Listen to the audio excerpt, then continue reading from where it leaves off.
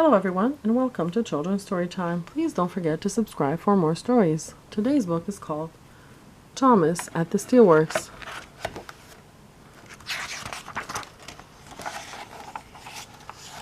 One day on the island of Sodor, Henry was rolling into Vickerstown on his way to the mainland when a sign failed. Henry tried to brake, screech, but he crashed.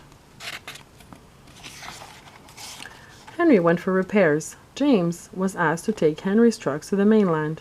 "That's a great job," James puffed proudly. "What an adventure!" Thomas wasn't happy. James thought he was Sir Topham Hatt's favorite engine. Then an idea flew into Thomas's funnel. The next day, Thomas went to Vickerstown, good yards early, and collected James' trucks.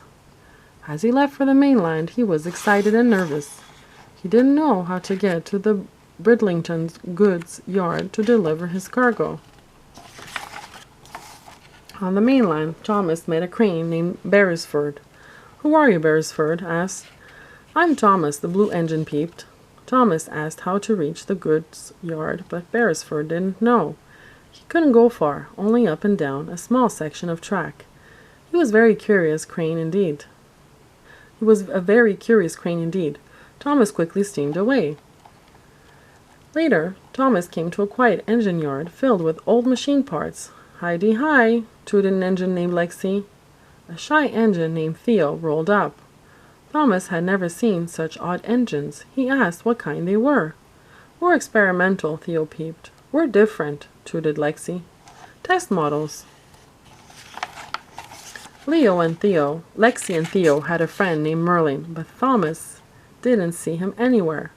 "You won't see him," Lexi peeped. "He's a stealth engine, designed to be hard to see. Invisible." "Merlin can make himself invisible?" Thomas gasped. Lexi laughed. "Let's just say he's always disappearing." With fresh coal in his hopper and a full water tank, Thomas set off again. Soon he rounded a bend and saw an amazing sight, a giant steelworks. Thomas entered the steelworks as two huge engines rolled up. The big tank engine was named Hurricane. The diesel shunter was Frankie. They knew the way to Bridlington. "But don't worry about going there tonight," said Frankie. "Uncouple those trucks." Thomas released his trucks and toured the steelworks. Everything glowed and hissed as molten steel was poured into molds. "What a busy place!" "It's the hottest place in town," the big engine tooted. Later, Thomas settled down for a much-needed rest. Early the next day, Frankie and Hurricane woke Thomas. They'd already taken his trucks to Bridlington. "Then I'll get back to Sodor," Thomas peeped sleepily. "We helped you, little tank engine," Frankie said. "Won't you help us in return?" Thomas spent the day shunting ladle trucks and doing other hot and dangerous work. He couldn't wait to return to Sodor, but when he was done, Frankie and Hurricane wouldn't let him go. They said there was more to do, and they locked him in the steelworks. What will happen to Thomas now?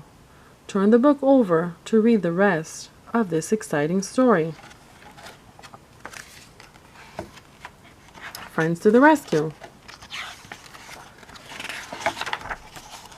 Meanwhile, back on Sodor, everyone wondered, where was Thomas? James was especially worried, and he was tired of doing his friend's work. "I'm going to the mainland to bring Thomas home," he said. That night, on the mainland, thunder rumbled and lightning sizzled across the sky. Thomas knew he had to get away while Frankie and Hurricane were asleep.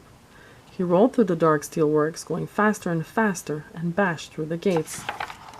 Thomas escaped into the dark woods. "Are you hiding?" a voice asked. "I'm a stealth engine. I love hiding." Thomas couldn't see anyone, but he knew it was Merlin speaking. "Don't worry," Merlin whispered. "You're with the best hider ever." Thomas felt safe, and the big engines didn't find him. The next morning, Merlin was gone.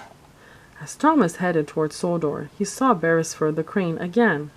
Just as Frankie and Hurricane approached, Beresford quickly lifted Thomas and hid him. Just then, James rolled down the track and met the big engines. They all steamed away together.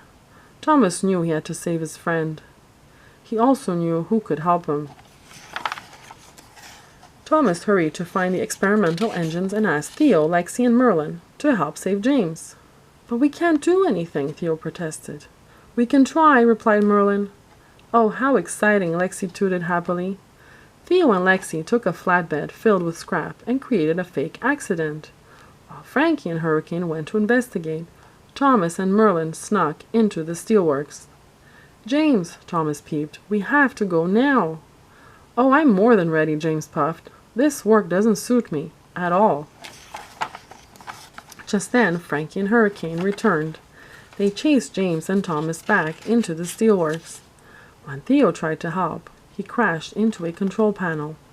A giant magnet suddenly swung out and attached itself to Thomas. It lifted him up and carried him towards a blast furnace. Theo hit another button to release Thomas. He crashed down and knocked over a vat of molten steel. A fiery puddle spread toward Thomas. Hurricane raced forward and shoved Thomas out of danger. Thomas was safe, but Hurricane's wheels had touched the boiling hot puddle. "Help!" Hurricane cried. "My front wheels are melting!" Merlin quickly pulled Hurricane backward, but Hurricane's wheels were damaged. He needed major repairs. Without Hurricane, Frankie didn't know what to do. "I can't manage everything on my own," she said. "Nobody wants to work here." But Thomas knew some engines that might. The experimental engines said they'd be happy to work at the Steelworks. They'd like to be helpful and useful. Back on Sodor, Thomas apologized for taking James' trucks. "And I'm sorry I said I was Sir Topham Hatt's favorite," James peeped. "If anyone is, Thomas, it's you." "Don't be silly, James," Thomas said, smiling. When they got to Tidmouth Sheds, their friends were happy to see them again. "Now, there's a sight for sore eyes," said Sir Topham Hatt exclaimed. "All of my favorite engines back together again." The end. Thank you for watching, and please don't forget to subscribe for more stories.